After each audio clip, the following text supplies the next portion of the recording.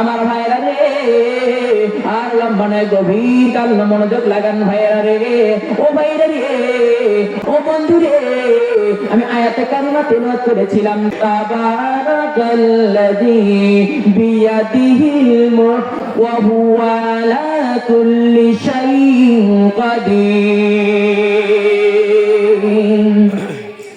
আমার ভাইরা, সূরা মুলকের ভিতরে রব্বুল আলামিন ডাক দিয়ে বলে, হে দুনিয়ার মানুষেরা, তাবারাকাল্লাযী বিয়াদিহিল মুলক, আমি আল্লাহ হলাম সমস্ত ক্ষমতার মালিক। বলেন তো সমস্ত ক্ষমতার মালিক কে? আমার রব্বুল আলামিন ডাক দিয়ে বলে, হে দুনিয়ার মানুষেরা, তোমাদের যেখান থেকে ক্ষমতা শেষ হয়ে যায় সেইখান থেকে আমি রবের ক্ষমতা শুরু হয়ে যায়। বলেন আল্লাহু আকবার। আমার ভাইরা, এই জন্য রব্বুল আলামিন বলে, হে দুনিয়ার মানুষেরা, তাবারাকাল্লাযী বিয়াদিহিল মুলক, আমি হলাম সমস্ত ক্ষমতার মালিক। বান্দারে, আমি কেমন ক্ষমতার মালিক? বান্দারে, আমি আল্লাহ এমন রব, আমি তোমার এমন স্রষ্টা, এমন তোমাদের জন্য দ্রষ্টা। আমি রব্বুল আলামিন মাতৃগর্ভ থেকে আমি জীবিত বাইর করতে পারি, মরা বাইর করতে পারি। আমি রব্বুল আলামিন এমন রব, আমি আবার প্রতিবন্ধী মানুষের গর্ভ থেকে সচল মানুষ বাইরে করতে পারি। বলেন আল্লাহু আকবার। রব্বুল আলামিন বলে, বান্দারে, শুধুমাত্র তাই নাই, আমি মৃত্যুকে জীবিত করতে পারি, আবার জীবিতকে মৃত্যু করতে পারি।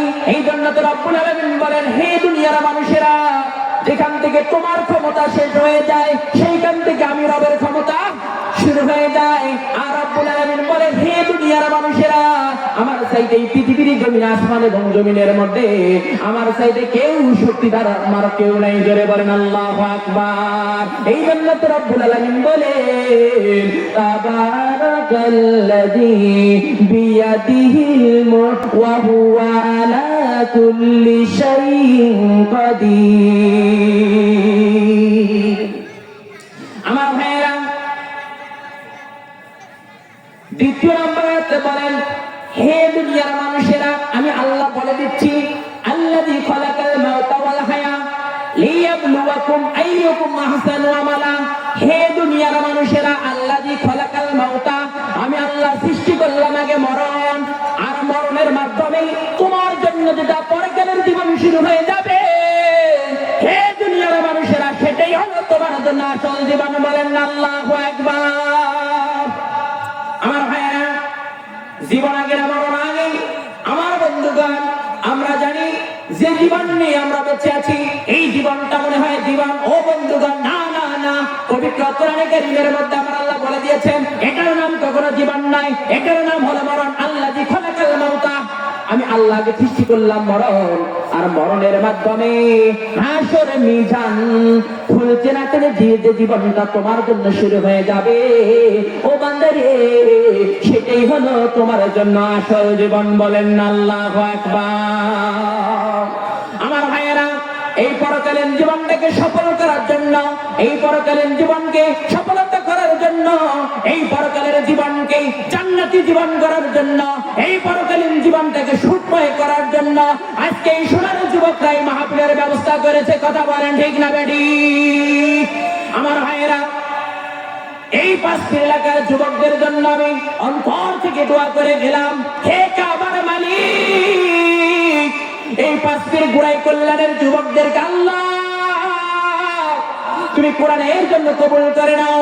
ও কাবার মালিক, শুধুমাত্র তাই নয়, এই পাঁচটির গোড়াই কল্যাণের যুবকদের জন্য আল্লাহ আমি দোয়া করে দিলাম, মালিক রে, এই যুবকদেরকে আপনি আব্দুল্লাহ ইবনে মাসউদের মতন কবুল করে নেন।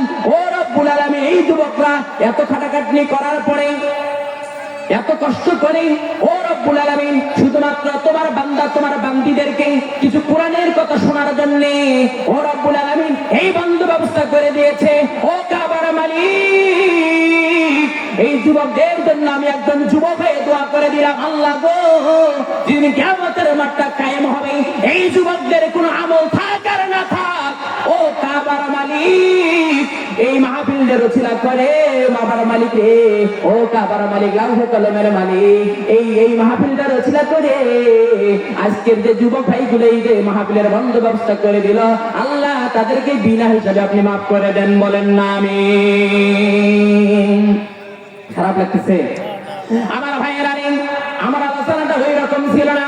আমি বলতেছিলাম কি, এই যে আমরা আল্লাযী খালাকাল মাউতা ওয়াল হায়া, এমন একটা আমরা জীবন পাবো, পরকালের জীবন। আমার ভাইয়েরা, ও ভাইয়েরা, আপনি আমি যে পরকালের জীবনের মধ্যে যাব, জীবনে যাওয়ার পরে আমার ভাইয়েরা, পরকালে যে আমরা চলে যাব, পরকালের প্রথম মন্দির যেটা, সেটার নাম হলো কবর। কথা বলেন ঠিক না ব্যাডি?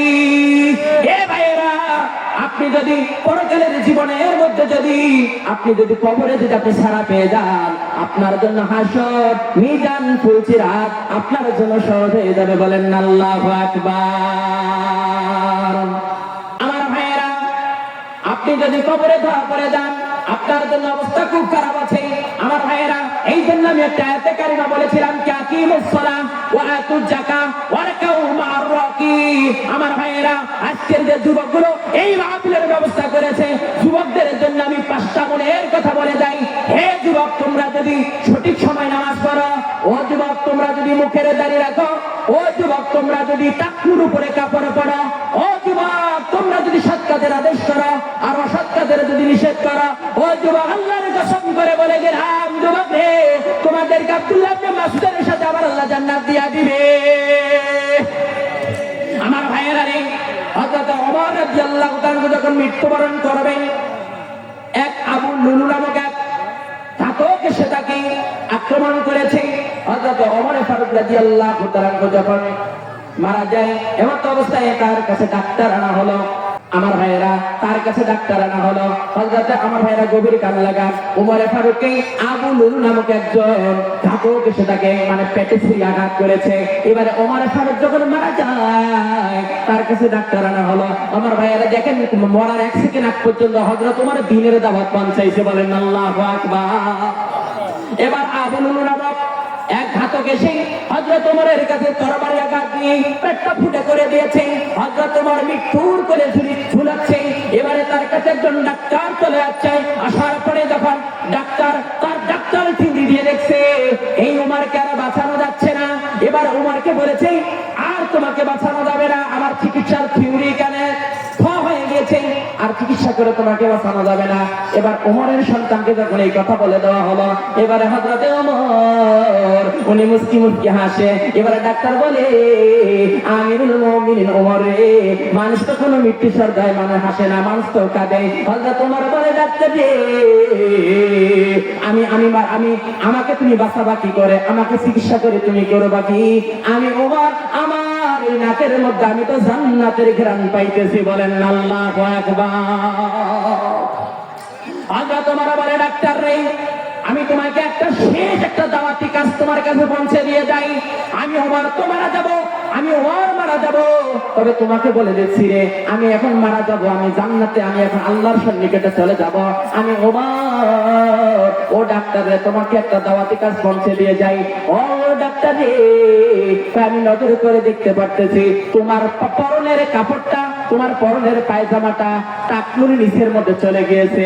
হে ডাক্তার, তুমি এই টাকনুর উপরে কাপড়টা তুমি পরো। বলেন আল্লাহু আকবার। আমার ভাইয়েরা, হযরত ওমর মারা যায়, হযরত ওমরের কাছে যে ডাক্তার চলে আসছিল, ওই ডাক্তারকে পর্যন্ত হযরত ওমর মরণের 1 সেকেন্ড আগ পর্যন্ত ওই ডাক্তারকে টাকনুর উপরে কাপড় পরার দাওয়াত পৌঁছে দিয়েছেন। বলেন আল্লাহু আকবার। আমার ভাইয়েরা, তবে আমি বলতে চাই, হে যুবকেরা, হে উপস্থিত শ্রোতা মন্ডলীরা, এতটুকু আমি কথা একটা বলে দিতে চাই। আজকে যেমন সোনার যুবকরা দেখেন কত সুন্দর মাহফিলের ব্যবস্থা করেছে, এরকম করে যদি নামাজের পিছনে শ্রম দিত, আল্লাহর কসম এই সোনার বাংলা হয়ে যেত। কথা বলেন ঠিক না ব্যাডি? আমি বলতে চাই, এই সংসদে যদি কোরআনের রাজ কায়েম হয়ে যায়, এই সোনার যুবকরা যে লোকগুলোকে নামাজ পড়বে না, যে লোক মসজিদমুখী হবে না, আমার বিশ্বাস কোরআনের রাজ কায়েম হইলে তাদেরকে ধরে ধরে মসজিদমুখী করানো হবে। আর নামাজ না পড়লে পাশার মধ্যে 50টা বাড়ি পিটনি দেওয়া হবে। এই রাজ কায়েম আমার মনটা বলে সংসদে পাশ হবে। কথা বলেন ঠিক না ব্যাডি?